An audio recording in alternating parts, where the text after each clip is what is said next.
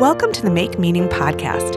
I'm Lynn Galadner, a writer, entrepreneur, and changemaker, and I've dedicated my life to sharing stories of how people make meaning in their work and find purpose in their lives. This podcast highlights some of the great ideas and activities people do every day to make the world a better place. So much of the meaning we find comes from interacting with great people, developing relationships that are mutually beneficial, and doing work that inspires. I hope you'll be inspired by the people you meet on this podcast. We all need to find a way to make meaning in the mundane. Welcome to the Make Meaning podcast. I've known this next guest for the better part of 20 years. I first met Ken Budd when I wrote articles for AARP magazine. Ken was my editor and one of the best I ever worked with.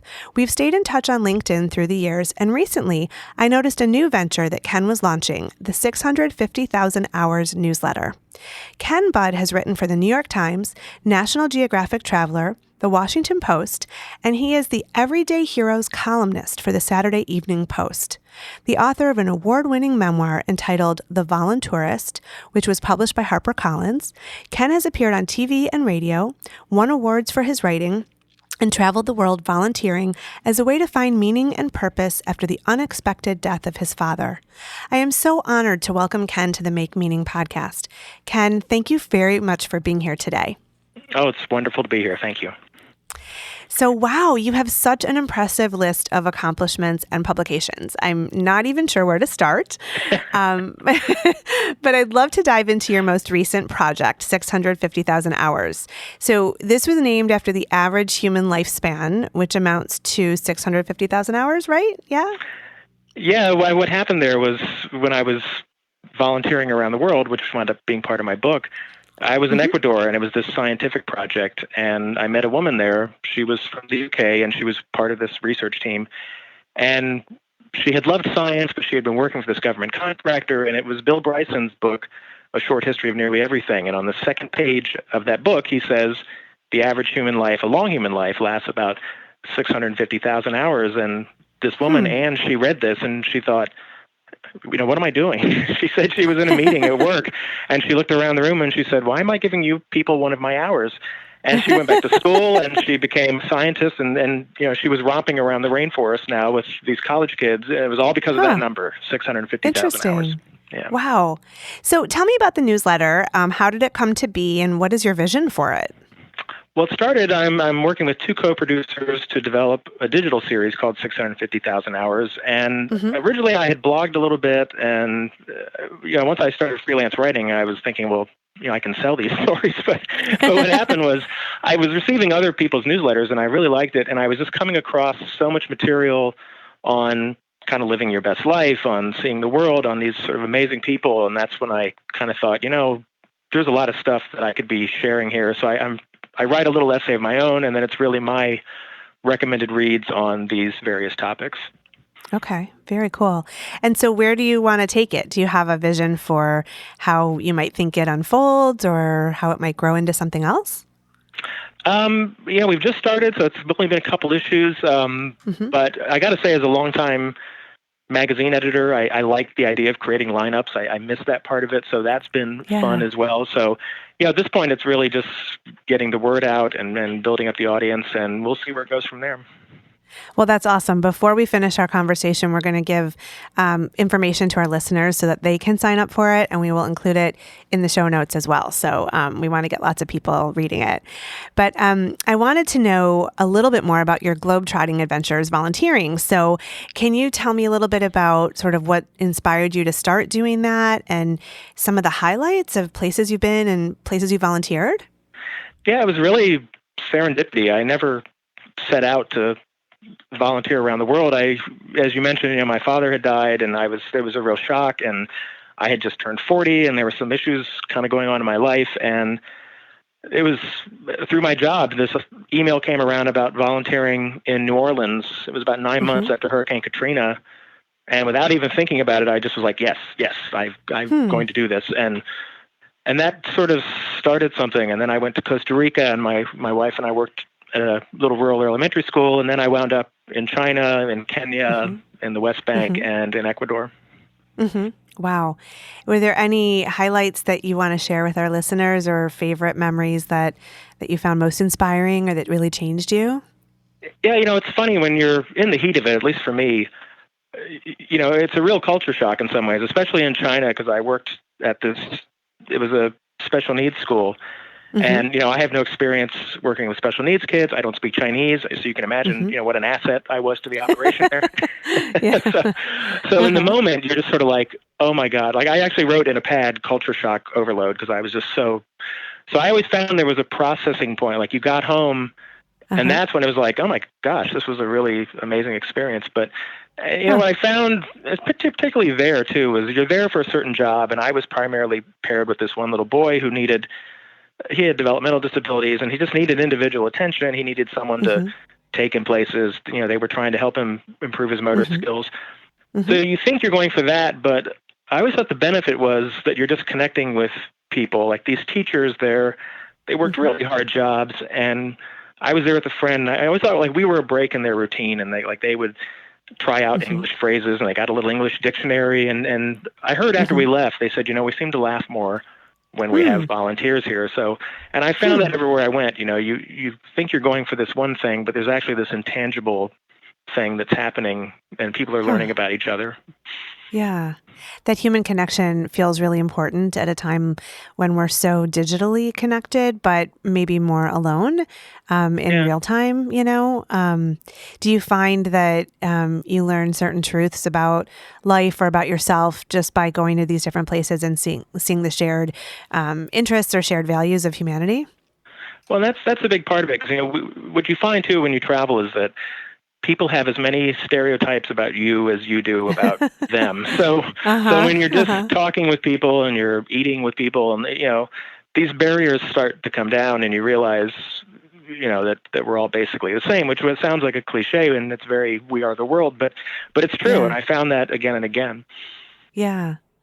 So, you said something earlier about your father and, when he passed away, that you wanted to live up to his life while you were mourning his death. And you wanted to make sure that your life mattered, which is quite a reckoning. And I'm sure a lot of people feel like, do I matter? Why am I here?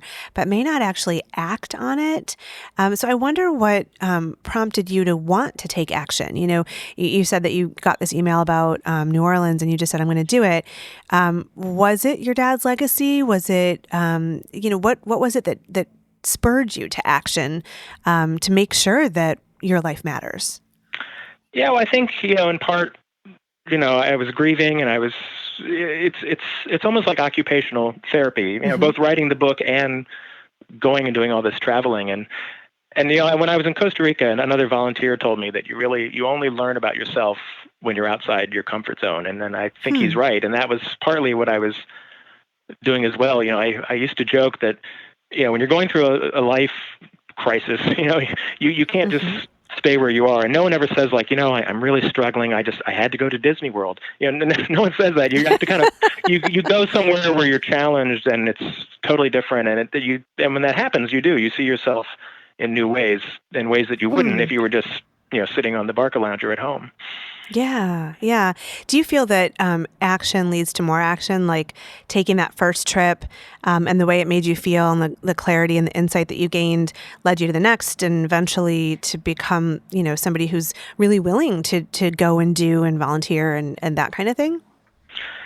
Yeah, it does sort of like light something, but it's interesting because there are certain criticisms of people who do these short-term volunteer trips, Hmm. and Sure. but one thing I've seen, and it happened to me, was that it actually changes you at home. Like I volunteer at home now. I don't know that I would be doing that if I hadn't been Hmm. volunteering around the world. So the world shrinks when you do this stuff too, and so Yeah.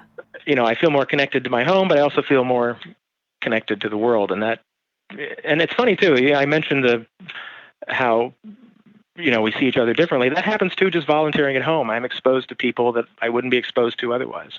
Sure. Yeah. So, and you've said that your dad is one person who really inspired you. So tell us a little bit about what was so special about him.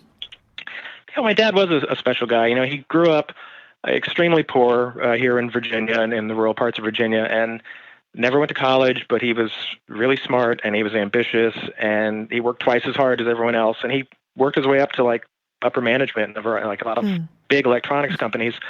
Mm-hmm. But, when he died, I started getting these letters from people who had worked with him, and they're saying, like, your father changed my life. And what I realized was, he never forgot where he started from. And so he always was really good about helping others. And, he had a friend, he made sure he got into college and things like that. So it was little things, big things, but he took care of the people who worked for him, and they really, respected him for that. That's really nice. What a special thing to receive those kinds of letters. That's really lovely. Yeah. I often struggle with this notion of being ordinary, and realizing that, most of us won't be superstars or billionaires. But then I wonder, how can we inspire people to live their best life and to really feel like, yes, they matter and yes, they're enough. Do you have any thoughts on that?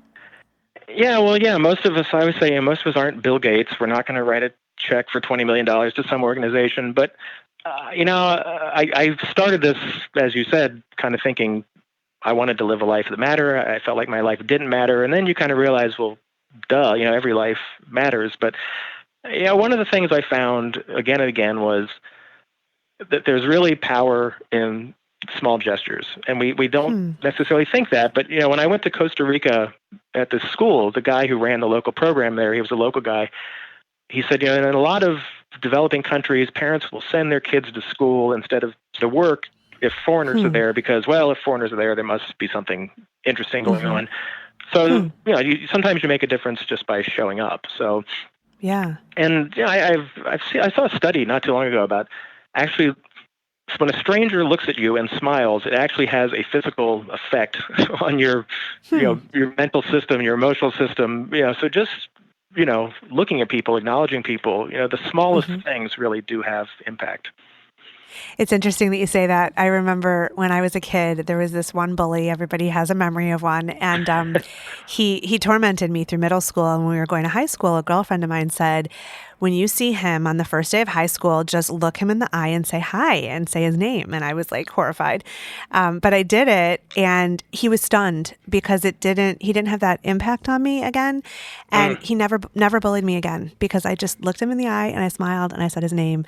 And yeah, and of course, at the 10-year reunion, he went around and apologized to everyone because he realized that he was such a bully. But that looking him in the eye, and I remember my heart pounding, like, I can't believe I'm doing this at 14 years old. But it was so true. It was really, really true. That's a good bully strategy, yeah. Yeah. So I wondered if you could share with our listeners. You said there were four lessons you've learned volunteering. I don't know if you could share that with our listeners. Yeah. Well, one is the one I just mentioned, that there's power in small gestures, and it's and the thing I found too is it's not that it's us with these small gestures, it's that small gestures taken together become large gestures, and it's all of us doing these little things. And that was one thing. The other was and feeling stupid is good. That was something I learned, because everywhere I went, it was inevitable. I felt stupid about something. I screwed up the language, I screwed up something, but I always found when I did that, I learned something about myself, about the people I was meeting, about the local culture. So, that sometimes people are afraid to travel for that reason, like, oh, I don't speak the language, I don't this, I don't that. That's part of it. That's part of why you go, and you come out of it, a richer person for that. Yeah. Number 3 may also seem like a little obvious, but life is really a precious gift. And I learned that both of my parents died very suddenly. I mean, that's the whole idea behind 650,000 hours, is that it puts it into perspective. We don't get a lot of time here. Yeah. And the other thing was something my dad had told me, which is that success comes from helping others succeed. And I was lucky enough to meet a lot of people who I thought embodied that idea. Yeah, those are great lessons. We will definitely share them when we post the episode. One last question I wanted to ask you. You had mentioned that since you left editing and you're focusing on freelance writing, that your income is down, but your satisfaction is up. And I'd love to explore that idea. I've been doing a lot of reading about people who make a jump from one type of work to another, or totally different lifestyle. And that concept of satisfaction seems to appear in every single story that I'm uncovering. So tell me a little bit about that transition from editing to writing, and that, why having that improved satisfaction makes it all worth it. I'd been an editor for a long time, and I was always freelancing on the side, and Sure. It was something I thought I would do maybe in my mid-50s or something. But one thing that happened to me, and I've seen it happen to a lot of people, is you get into a certain field because you like doing a certain thing. So in my case, I like language. I like working with language. And then over the years, you kind of move up the ladder and suddenly you're like an administrator. And I remember I was doing budgets one day. I'm like, why am I doing budgets? What happened here?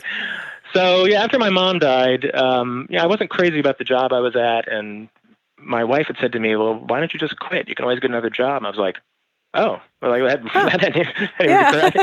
regrets saying that, I think. But it was really the death of my mom. My mom died suddenly, like my dad, and I just thought, I don't want to be on my deathbed. When it's my turn, I don't want to regret that I didn't do what I really wanted to do. And so that's why I decided to make the leap. And the money thing, you've probably seen there are studies showing that at a certain point, money stops having an influence on happiness once you've kind of taken care of your core needs. So I could be making more money doing what I was doing, but I'm much happier with what I'm doing. I'm actually much prouder of the smaller paycheck I get. So, yes. I think, it's easy to get caught up in money for, a lot of it's ego too, but for me, the transition has just really it's really increased my life satisfaction. That's awesome. That's so great. Well, thank you for sharing your story with us today. I wonder if you can share with our listeners how they can find 650,000 hours or get involved in this conversation. Yeah, if you go to 650,000hours.com, you can sign up for the newsletter there. It's totally free, once a month. And you can find out a little bit about the series and see some other fun stuff. Excellent. Well, Ken Budd, thank you so much for being on the Make Meaning podcast. It's been great. Thank you. Thanks for listening to the Make Meaning podcast with Lynn Golodner. You can find us wherever you listen to your favorite podcasts. I'd love it if you would share our great conversations with your people so we can all add meaning wherever we go and whatever we do.